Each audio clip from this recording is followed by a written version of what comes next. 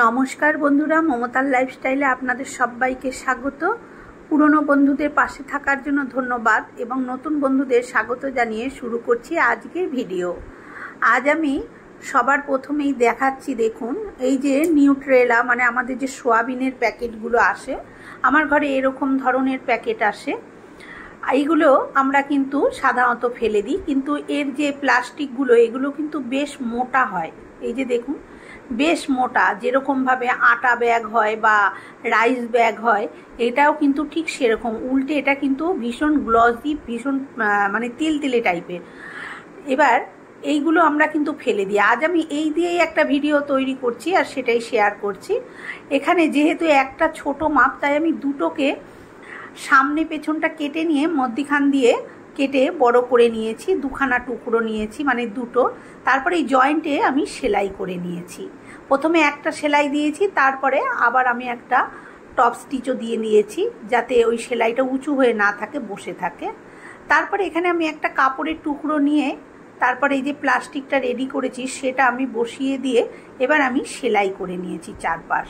দেখুন চারপাশ সেলাই করে নিয়েছি আর মধ্যিখানটাও আমি প্লাস চিহ্নের মতন সেলাই করে নিয়েছি, যাতে এই কাপড়টা প্লাস্টিক থেকে কখনো খসখসেভাবে আলাদা না হয়ে যায়, চেপে যাতে বসে যায়। যদি আরও বেশি সেলাই দেওয়া যেত সেক্ষেত্রে আরও ভালো হতো। এবারে এটাকে ধরে আমি এরকমভাবে 4টে ভাঁজ দিয়ে দিলাম। দেখুন কতটা বুঝতে পারছেন আমি জানি না বন্ধুরা, আমি চেষ্টা করছি আপনাদের বোঝানোর জন্য। আমার না ক্যামেরা ধরার মতন কেউ নেই, তাই আমি দাঁড় করিয়ে রেখে ক্যামেরা করি। কতটা দেখা যাচ্ছে আমি বুঝতে পারছি না। এবারে একটা ফিতে দিয়ে এখানে আমি 2 ইঞ্চি মাপ করে লম্বাটা কেটে নিলাম। এবারে এটাকে আমি আবার চওড়াভাবে দিয়ে এইটাকে 3.5 ইঞ্চি দিয়ে নেব। আর এই যে প্লাস্টিকের যে টুকরোটা আমি করে নিয়েছিলাম, মানে সোয়াবিনের যে প্যাকেটটা কেটে টুকরোটা করেছিলাম, ওটা আমি 11.5 বাই 11.5 মাপটা নিয়েছিলাম, পুরো চৌকো আর কি। এবারে যে মাপটা করে আমি কেটে নিলাম 2 ইঞ্চি বাই 3.5 ইঞ্চি যে দাগটা দিয়েছি, সেটাকে আমি এইভাবে লম্বা করে টুকরো করে কেটে নিচ্ছি।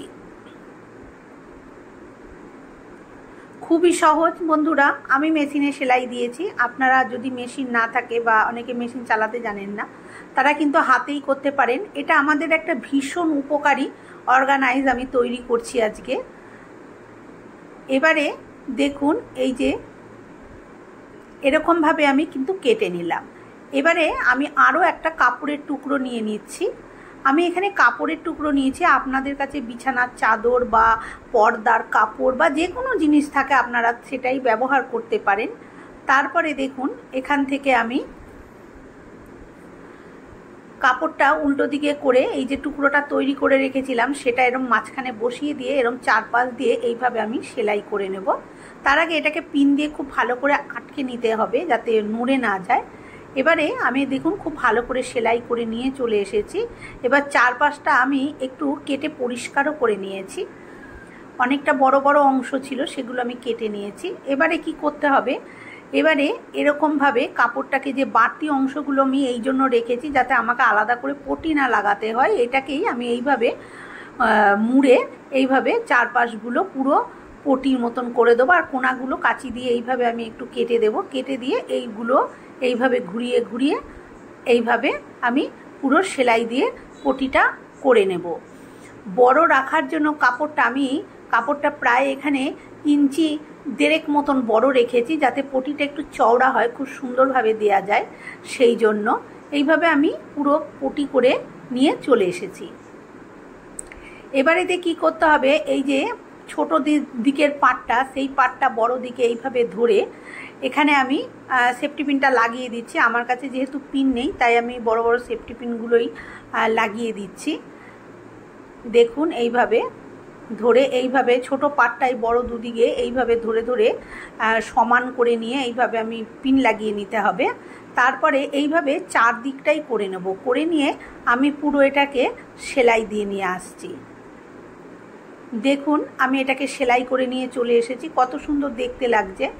এইবার আমি এটাকে একটু উল্টে দেখাচ্ছি। আপনারা যে দিকটা খুশি এটার ব্যবহার করতে পারেন। এবার ওই দিকটা যেহেতু সেলাইটা কাঁচা সেলাই রয়েছে, পটি দিয়ে ঘেরা আছে, তারপরেও পটি করাই ছিল, তারপরেও আমি আরও একটু শক্তপুক্ত বা দেখতে ভালো হওয়ার জন্য আমি এইভাবে ধরে এইটাকে এইরকমভাবে একটু এই যে সেলাইটা দিয়ে নেব। এই সেলাইটা না দিলেও হবে, যেহেতু আমি 4টে কোনাগুলো সব পটি দিয়ে মুড়ে দিয়েছিলাম, তাই এটা না করলেও হবে, কিন্তু তাও আরও একটু শক্ত হওয়ার জন্য কোনাটা আমি করে নিচ্ছি। যেহেতু এটা আমি ফোম দিইনি, এই প্লাস্টিক লাগিয়েছি, সেহেতু অনেকটাই নরম, সেই জন্য আমি 4টে কোনাও আবার ভেতর দিকেও সেলাই করে নিলাম। এবারে এটাকে আপনারা যেদিকে খুশি ব্যবহার করতে পারেন, তবে আমি এই দিকটাই বাইরের দিক রাখবো। এবারে এইভাবে ধরে এই যে এটাকে আমি ভেলকো লাগিয়ে দেব। আপনারা টিপ বোতাম বা অন্য কোনো বোতাম জাতীয় কিছু লাগাতে পারেন, এখানে আমি কিন্তু ভেলকো লাগিয়ে নিয়ে আসছি। এপাশে দুটো আর ওই মাপেরই এপাশে দুটো ভেলকো লাগিয়ে নিয়ে আসবো। ভেলকো আমি লাগিয়ে নিয়ে চলে এসেছি বন্ধুরা। দেখুন কত সুন্দর দেখতে হয়েছে। এটা খুব সহজ, খুব ইজি এই কাজটা করা যায়। এইটা আমাদের কিন্তু অনেক উপকারে লাগে। ছোটোখাটো অনেক জিনিস এতে কিন্তু আপনারা যারা অনেক রকম চুড়ি পরেন, কাচের চুড়ি বা প্লাস্টিকের চুড়ি বা ব্যাঙ্গেল, অনেক ধরনের অনেকে হাতে চুড়ি ব্যবহার করেন, তারা কিন্তু চুড়িগুলো এদিকে ওদিকে রাখলে ভেঙে যায়। সেক্ষেত্রে একটা রোল তৈরি করে পেপার দিয়ে তার ভেতরে কিন্তু চুড়িগুলো ঢুকিয়ে কিন্তু এর ভেতরে রেখে দিলে কিন্তু চুড়িগুলো নোংরাও হবে না আর ভাঙবেও না। তবে আমি এটা অন্য কাজে ব্যবহার করছি, যেহেতু আমি কাচের চুড়ি বা প্লাস্টিকের চুড়ি পরি না, সেহেতু আমি এটা দেখুন কি কাজে ব্যবহার করছি। এই যে আমার টিপের পাতাগুলো, এই টিপের পাতাগুলো অনেক অনেক টিপ থেকে গেছে এক একটা পাতায়, কিন্তু এখানে ওখানে পড়ে গড়াগড়ি খায়, ধুলো হয়, নোংরা হয়, কাজের সময় খুঁজে পাওয়া যায় না। তারপরে এই যে ক্যাচার ক্লিপগুলো, এই ক্লিপগুলো ছোট বড় নানান রকম ক্লিপ এখানে ওখানে পড়ে যায়। আর চুল এখন পাতলা হওয়ার কারণে এইগুলো ছোট বড় নানান সাইজের ক্লিপই এখন লাগে। যাই হোক, সেই ক্লিপগুলো আমি যখন কোথাও বেরোই তখন আর খুঁজে পাই না, সেই জন্য আমি এগুলোকে ভরেছি। আর এই যে কাপড়ে পিন করা সেফটি পিন, এগুলোকেও খুঁজতে হয় আমার। তারপরে এইটা হচ্ছে পেন্সিল, এগুলো ছোটোখাটো টুকটাক জিনিসগুলো আমি এর মধ্যে রেখে দেব। আর এটা এরকমভাবে ক্যাচার লাগিয়ে রেখেছি, যেহেতু আমি ভেলকো লাগিয়ে রেখেছি, এরকমভাবে মুড়ে দিলে কভারও হয়ে গেলে এর মধ্যে ধুলোও ঢুকবে না, নোংরাও ঢুকবে না, আর খুব সহজেই কিন্তু খুঁজে পাবো।